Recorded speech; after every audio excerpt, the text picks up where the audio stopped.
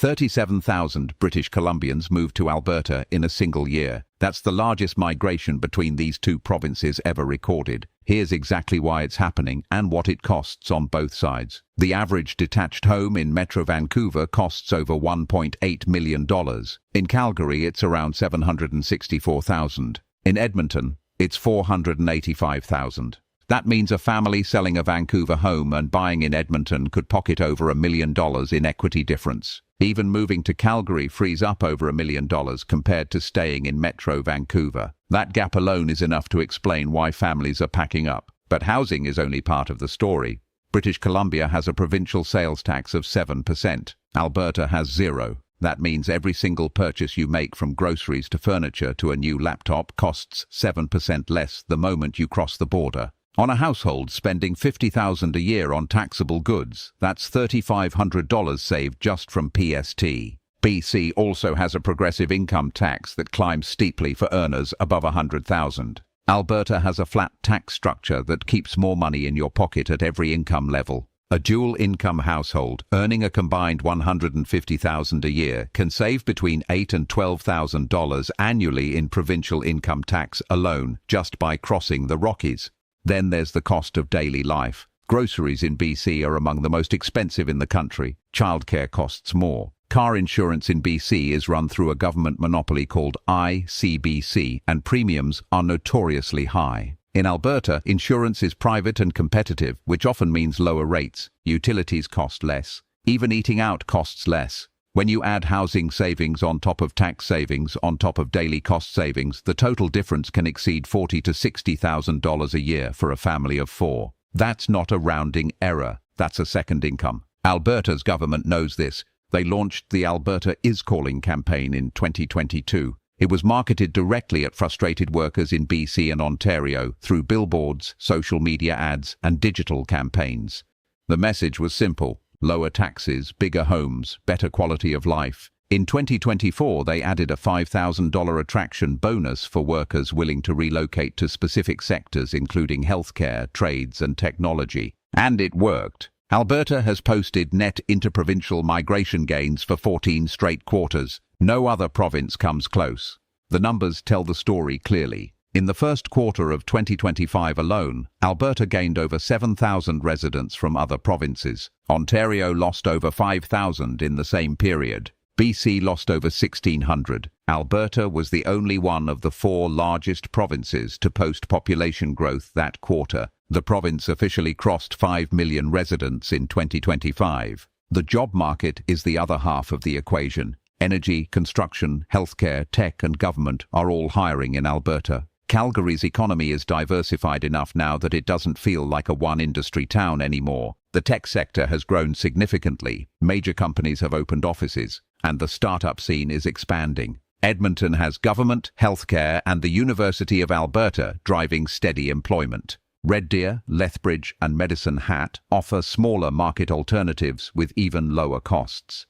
Meanwhile, in BC, the private sector is struggling. The Business Council of British Columbia released a report called So Long Farewell that described the outflow as a canary in the coal mine for the province's economy. The report used Statistics Canada data to show that nearly 70,000 people left BC for other provinces in 1 year. Since 1972, nearly 8 in 10 people who left BC moved to either Alberta or Ontario. Alberta is now clearly leading that flow. The report noted that the reversal began around 2022 and has since intensified. In 2023 alone, 37,650 British Columbians moved to Alberta, while only 22,400 Albertans moved to BC. That's a net loss of over 15,000 people, the largest gap between the two provinces on record. That's not a trend, that's an exodus. But here's what nobody talks about. Alberta's housing market is one of the tightest in the country, under 3 months of supply.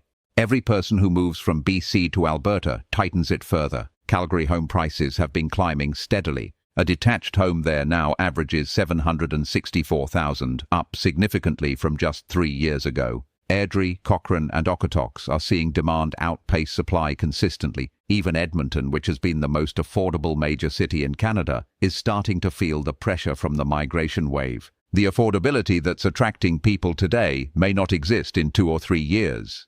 The people moving now are locking in before the gap closes. The people who wait may arrive to find that Alberta's prices have caught up enough to make the move less financially compelling. And on the BC side, the correction is already underway. Home prices are down 2.4% province-wide. Active listings hit a 10-year high. Vancouver condos are down nearly 8% year-over-year. The foreign buyer ban runs until 2027. Population growth has reversed. BC was the only province to see its population actually decrease in the second quarter of 2025. BC is getting cheaper. Alberta is getting more expensive. The gap is narrowing from both directions. There's also the lifestyle question. BC offers ocean, mountains, mild winters, and a culture that Alberta can't replicate. People who move purely for financial reasons sometimes find that the quality of life difference matters more than they expected. Alberta winters are harsh. -30 for weeks at a time is real. The social scene in smaller Alberta cities is different from what people are used to in Vancouver or Victoria. Some people move back within a year or two because the savings weren't worth the trade-off.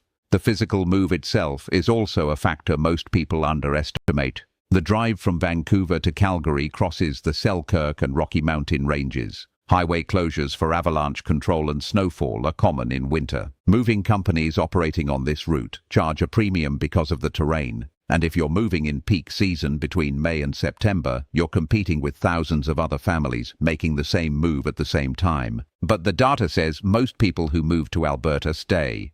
The net migration numbers have been positive for 14 straight quarters. If people were moving back in significant numbers, that trend would have reversed by now.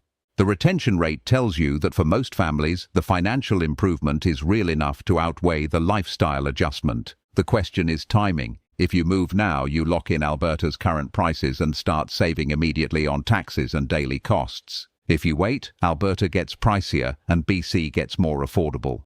There's a crossover point somewhere in the future where the financial case for moving weakens. There's no perfect answer, but 37,000 British Columbians already made their choice, and the data suggests most of them don't regret it. One thing is certain, this migration corridor between BC and Alberta is now the most active relocation route in Western Canada, and every quarter that the affordability gap remains open, more people will make the move. The only question is whether you'll be one of them. Are you in BC thinking about Alberta, or did you already make the move? Drop your story in the comments.